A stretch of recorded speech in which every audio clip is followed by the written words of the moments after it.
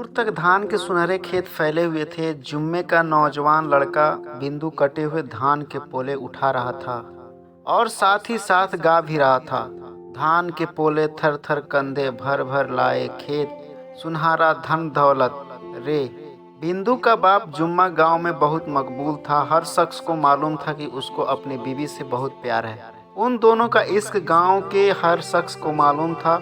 उनके दो बच्चे थे, एक बिंदु जिसकी उम्र 13 बरस के करीब थी, दूसरा चंदू। सब खुश व खुर्रम थे, मगर एक रोज अचानक जुम्मे की बीवी बीमार पड़ गई।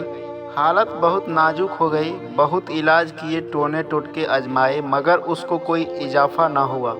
जब मर्ज मोहलिक शकल इख्तियार कर गया तो उसने अपने शौहर से नफील लहजे में कहा, तुम मुझे कबूतरी कहा करते थे और खुद को कबूतर। हम दोनों ने दो बच्चे पैदा किए, अब ये तुम्हारी कबूतरी मर रही है।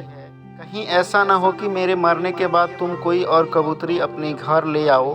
थोड़ी देर के बाद उस पर हजियानी कैफियत तारी हो गई। जुम्मे की आंखें से आंसू रवा थे और उसकी बीवी बोली चली जा रही थी, तुम और कबूतरी ले आओगे। वो सोचेगी कि जब तक मेरे बच्चे जिंदा है तुम उससे मोहब्बत नहीं करोगे, चुनांचे वो उनको जब जहब करके खा जाएगी। जुम्मे ने अपनी बीवी से बड़े प्यार के साथ कहा, सकीना मैं तुमसे वादा करता हूँ कि जिंदगी भर दूसरी शादी नहीं करूँगा, मगर तुम्हारे दुश्मन मरे तुम बहुत जल्द ठीक हो जाओगी। सकीना के होठों पर मुर्दा सी मुस्कुराहट नुमदार हुई। उसके फौरन बाद उसकी रूह कफस ए मंसूरी से परवाज कर गई। जुम्मा बहुत रोया। जब उसने अपने हाथों से उसको दफन किया तो उसको ऐसा महसूस हुआ कि उसने अपनी ज़िंदगी मानो मिट्टी के नीचे गाड़ दी है। अब वो हर वक्त मगमूम रहता, काम काज में उसे कोई दिलचस्पी ना रही। एक दिन उसके एक वफादार मुजारा ने उससे कहा, सरकार बहुत दिनों से मैं आपकी ये हालत देख रहा हूँ और जी ही जी में कुंढता रहता हूँ। आज मुझसे नहीं रहा गया तो आपसे ये अर्ज करने आया हूँ कि आप अपने बच्चों का बहुत ख्याल रखते हैं, अपनी ज़मीनों की तरफ कोई तवज्जो नहीं देते हैं। आपको इसका इल्म भी नहीं कितना नुकसान हो रहा है। जुम्मे ने बड़ी बेतवज्जही से कहा, होने दो, मुझे किसी चीज़ का होश नहीं। सरकार आप होश में आइए, चारों तरफ दुश्मन ही दुश्मन हैं। ऐसा न हो वो आपकी गफलत से फ़ायदा उठाकर आपकी ज़मीनों पर कब्जा कर लें। आपसे मुकद्दमाबाजी क्या होगी। मेरी तो यही मुखलिसाना राय है कि आप दूसरी शादी कर लें। इससे आपके गम का बोझ हल्का हो जाएगा और वो आपके लड़कों से प्यार मोहब्बत भी करेगी। जुम्मे को बहुत गुस्सा आया। बकवास न करो रमजानी, तुम समझते नहीं कि सौतेली माँ क्या होती है। इसके अलावा तुम ये भी तो सोचो, मेरी बीवी की रूह को कितना बड़ा सदमा पहुँचेगा। बहुत दिनों के इसरार के बाद आखिर रमजानी अपने आका को दूसरी शादी पर रजामंद करने में कामयाब हो गया। जब शादी हो गई तो उसने अपने लड़कों को एक अलहदा मकान में भेज दिया। हर रोज़ वहाँ कई कई घंटे रहता और बिंदु और चंदू की दिलजोई करता रहता। नई बीबी को ये बात बहुत नागवार गुजरी। एक बात और भी थी कि मक्खन दूध का बेशतर हिस्सा उसके सौतेले बेटों के पास चला जाता था। इससे वो बहुत जलती। उसका तो ये मतलब था कि घर बार के मालिक वही हैं। एक दिन जुम्मा जब खेतों में वापस आया तो उसकी नई बीबी जार ओ कतार रोने लगी। जुम्मे ने इस आह ओह जारी की वजह पूछी। जो उसने कहा, तुम मुझे अपना नहीं समझते, इसलिए बच्चों को दूसरे मकान में भेज दिया। मैं उनकी माँ हूँ, कोई दुश्मन तो नहीं हूँ। मुझे बहुत दुख होता है जब मैं सोचती हूँ कि बेचारे अकेले रहते हैं। जुम्मा इन बातों से बहुत मुतासिर हुआ और दूसरे ही दिन बिंदु और चंदू को ले आया और उनको सौतेली माँ के हवाले कर दिया, जिसने उनको इतने प्यार मोहब्बत से रखा कि आसपास के तमाम लोग उसकी तारीफ में रतबुल लिसान हो गए। नई बीबी ने जब अपने खविंद के दिल को पूरी तरह मोह लिया तो एक दिन एक मुजरा को बुलाकर अकेले में उससे बड़े राज दराना लहजे में कहा, मैं तुमसे एक काम लेना चाहती हूँ, बोलो करोगे। उस मुजारा ने, जिसका नाम सबराती था, हाथ जोड़कर कहा, सरकार आप माई बाप है, जान तक हाजिर है। नई बीवी ने कहा, देखो कल दरिया के पास बहुत बड़ा मेला लग रहा है। मैं अपने सौतेले बच्चों को तुम्हारे साथ भेजूंगी, उनको कश्ती की सैर कराना। और किसी न किसी तरह जब कोई और देखता न हो उन्हें गहरे पानी में डुबो देना। सबराती की जहनीत गुलामाना थी। इसके अलावा उसको बहुत बड़े इनाम का लालच दिया गया था। वो दूसरे रोज बिंदु और चंदू को अपने साथ ले गया, उन्हें कश्ती में बिठाया, उसको खुद खेना शुरू किया। दरिया में दूर तक चला गया जहाँ कोई देखने वाला नहीं था। उसने चाहा कि उन्हें धक्का देकर डुबो दे, मगर एकदम उसका ज़मीर जाग उठा। उसने सोचा इन बच्चों का क्या कसूर है, सिवाय इसके कि उनकी माँ मर चुकी है और अब ये सौतेली माँ के रहम व करम पर है। बेहतर यही है कि मैं इन्हें किसी शख्स के हवाले कर दूं और सौतेली माँ से जाकर कह दूं कि दोनों डूब चुके हैं। दरिया के दूसरे किनारे उतरकर उसने बिंदु और चंदू को एक ताजीर के हवाले कर दिया, जिसने उनको मुलाजिम रख लिया। बड़ा लड़का बिंदु खेल कूद कर आदि मेहनत मशक्कत से बहुत घबराता था। ताजिर के हाथ से भाग निकला और पैदल चलकर दूसरे शहर में पहुंचा, मगर वहां उसे एक दौलतमंद आदमी के यहाँ, जिसका नाम कलंदर बेग था, पनाह लेना। बड़ी कलंदर बेग नेक दिल आदमी था। उसने चाहा कि बिंदु को अपने यहाँ नौकर रख ले। चुनांचे उसने उससे पूछा, बरखुरदार क्या तनख्वाह लोगे? बिंदु ने जवाब दिया, जनाब मैं तनख्वाह नहीं लूँगा। कलंदर बेग को किसी कदर हैरत हुई। लड़का शकल और सूरत का अच्छा था, उसमें गंवारपन भी नहीं था। उसने पूछा, तुम किस खानदान के हो, किस शहर के वासिंदे हो? बिंदु ने इस सवाल का कोई जवाब न दिया और खामोश रहा, फिर रोने लगा। कलंदर बेग ने उससे मजीद इस्तफसार करना मुनासिब न समझा। जब बिंदु को उसके यहाँ रहते हुए काफ़ी अरसा गुजर गया तो कलंदर बेग उसकी खुश अवतारी से बहुत मुतासिर हुआ। एक दिन उसने अपनी बीवी से कहा, बिंदु मुझे बहुत पसंद है, मैं तो सोचता हूँ उससे अपनी एक लड़की ब्याह दूँ। बीवी को अपने खविंद की ये बात बुरी लगी, लेकिन आखिर उसने कहा, आप उसके ख़ानदान के मुताल्लिक तो दरियाफ्त कीजिए। कलंदर बेग ने कहा, मैंने एक मर्तबा उससे उसके ख़ानदान के मुताल्लिक पूछा तो वो जार व कतार रोने लगा। फिर मैंने इस मौजू पर उससे कभी गुफ्तगू नहीं की। बिंदु कई बरस कलंदर बेग के यहाँ रहा। जब 20 बरस का हो गया तो कलंदर बेग ने अपना सारा कारोबार उसके सुपुर्द कर दिया।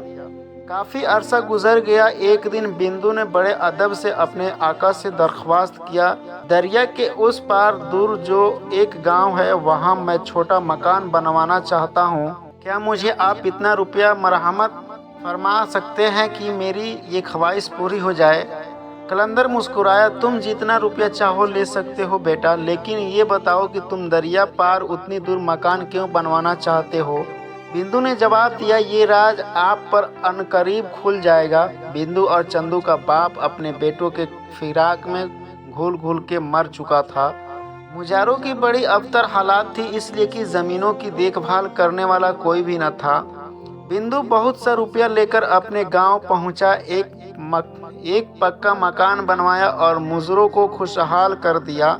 बिंदु एक भाई चंदू जिस शख्स के यहाँ मुलाजिम हुआ था, उसने उसको बेटा बना लिया था। एक दफ़ा वो खतरनाक तौर पर बीमार पड़ गया तो उस शख्स की बीवी ने, जिसका नाम समद खान था, अपनी बेटी अमीना से कहा कि वो उसकी तामीरदारी करे। अमीना बड़ी नाजुक इंदाम हसीन लड़की थी। दिन रात उसने चंदू की खिदमत की, आखिर वो सेहतमंद हो गया। तीमारदारी के इस दौर में वो कुछ इस तरह घुल मिल गए कि उन दोनों को एक दूसरे से मोहब्बत हो गई। मगर चंदू सोचता था कि अमीना एक दौलतमंद की लड़की है और मैं महज कंगला, उनका आपस में क्या जोड़ है? इसके वालिद भला कब उनकी शादी पर राजी होंगे? लेकिन अमीना को किसी कदर यकीन था कि उसके वालिदैन राजी हो जाएंगे, इसलिए कि वो चंदू को बड़ी अच्छी निगाहों से देखते थे। एक दिन चंदू गाय भैंसों के रेवड़ को जोहड़ पर पानी पिला रहा था कि अमीना दौड़ती हुई आई। उसकी सांस फूली हुई थी, नन्हा सा सीना धड़क रहा था। उसने खुश खुश चंदू से कहा, एक अच्छी खबर लाई हूँ। आज मेरी माँ और बाप मेरी शादी की बात कर रहे हैं। उन्होंने फैसला किया है कि तुम बड़े अच्छे लड़के हो, इसलिए तुम्हें मेरे साथ ब्याह देना चाहिए। चंदू इस कदर खुश हुआ कि उसने अमीना को उठाकर नाचना शुरू कर दिया। उन दोनों की शादी हो गई। 1 साल के बाद उनके यहाँ एक लड़का पैदा हुआ, जिसका नाम जमील रखा गया। जब बिंदु अपने गांव में अच्छी तरह जम गया तो उसने भाई का पता लिया, जाके उससे मिला। दोनों बहुत खुश हुए। बिंदु ने उससे कहा, अब अल्लाह का फजल है, चलो मेरे साथ और दीवानी संभालो। मैं चाहता हूँ तुम्हारी शादी अपनी साली से करा दूँ। बड़ी प्यारी लड़की है। चंदू ने उसको बताया कि वो पहले ही शादीशुदा है। सारे हालात सुनकर बिंदु ने उसको समझाया, कलंदर बेग बेहद दौलतमंद आदमी है, उसकी लड़की से शादी कर लो, सारी उम्र ऐश करोगे। अमीना के बाप के पास क्या पड़ा है। चंदू अपने भाई की ये बातें सुनकर लालच में आ गया और दौलतमंद अमीना को छोड़ दिया। तलाकनामा किसी के हाथ भिजवा दिया और उससे मिले बगैर चला गया। चंद रोज के बाद ही बिंदु ने अपने भाई की शादी कलंदर बेग की छोटी लड़की से करा दी। अमीना हैरान और परेशान थी कि उसका प्यारा चंदू एकदम कहाँ गायब हो गया, लेकिन उसको यकीन था कि वो मुझसे मोहब्बत करता है, एक दिन जरूर वापस आएगा। बड़ी देर उसने उसकी वापसी का इंतजार किया और उसकी याद में आंसू बहाती रही। जब वो न आया तो अमीना के बाप ने जमीन को साथ लिया और बिंदु के गांव पहुंचा। उसकी मुलाकात चंदू से हुई। वो दौलत के नशे में सबको भूल चुका था। अमीना के बाप ने उसकी बड़ी मिन्नत समाजत की और उससे कहा, और कुछ नहीं तो अपने इस कमसीन बेटे का ख्याल करो, तुम्हारे बगैर इस बच्चे की जिंदगी क्या है। चंदू ने ये कोरा जवाब दिया, मैं अपनी दौलत और इज्जत इस बच्चे के लिए छोड़ सकता हूँ, जाओ इसे ले जाओ और मेरी नज़रों से दूर कर दो। जब अमीना के बाप ने और ज़्यादा मिन्नत समाजत की तो चंदू ने उस बूढ़े को धक्के देकर बाहर निकलवा दिया। साथ ही अपने बच्चे को भी। बूढ़ा बाप गम ओ अंदोह से चूर घर पहुंचा और अमीना को सारी दास्तान सुना दी। अमीना को इस कदर सदमा पहुंचा कि पागल हो गई। चंदू पर पे दर पे इतने मसाइब आए कि उसकी सारी दौलत उजड़ गई। भाई ने भी आंखें फेर ली। बीवी लड़ झगड़ कर अपने मायके चली गई। अब उसको अमीना याद आई। वो उससे मिलने के लिए गया। उसका बेटा जमील हड्डियों का ढांचा उससे घर के बाहर मिला। उसने उसको प्यार किया और अमीना के मुतालिक उससे पूछा। जमील ने उससे कहा, आओ तुम्हें बताता हूँ मेरी माँ आजकल कहाँ रहती है। वो उसे दूर ले गया और एक कब्र की तरफ इशारा करके, यहाँ रहती है अमीना अम्मा। दोस्तों, इस कहानी की स्टोरी लाइन थी, यह कहानी दौलत की हवस में रिश्तों की नाकदरी और इंसानियत से वंचित कुकर्म कर गुजरने वाली व्यक्तियों के अंजाम को पेश करती है। दौलत की लालची सौतेली माँ के सताए हुए चंदू और बिंदु को जब किस्मत नवाजती है तो वो दोनों भी अपने मुश्किल दिन भूलकर रिश्तों की पवित्रता को मजरूह करने पर आमादा हो जाते हैं। चंदू अपने भाई बिंदु के बहकावे में आकर अपनी बीवी और बच्चे को सिर्फ दौलत की हवस में छोड़ देता है। जब दौलत खत्म हो जाती है और नशा उतरता है तो वह अपनी बीवी के पास वापस जाता है। उसका बेटा उसे उसी दरिया के पास ले जाता है जहां चंदू की सौतेली माँ ने डूबने के लिए उन दोनों भाइयों को छोड़ा था और बताता है कि यहाँ मेरी माँ है। दोस्तों, मैं आशा करता हूँ ये कहानी आपको दिल तक छुई होगी। प्लीज़ इस चैनल को लाइक सब्सक्राइब ज़रूर करें।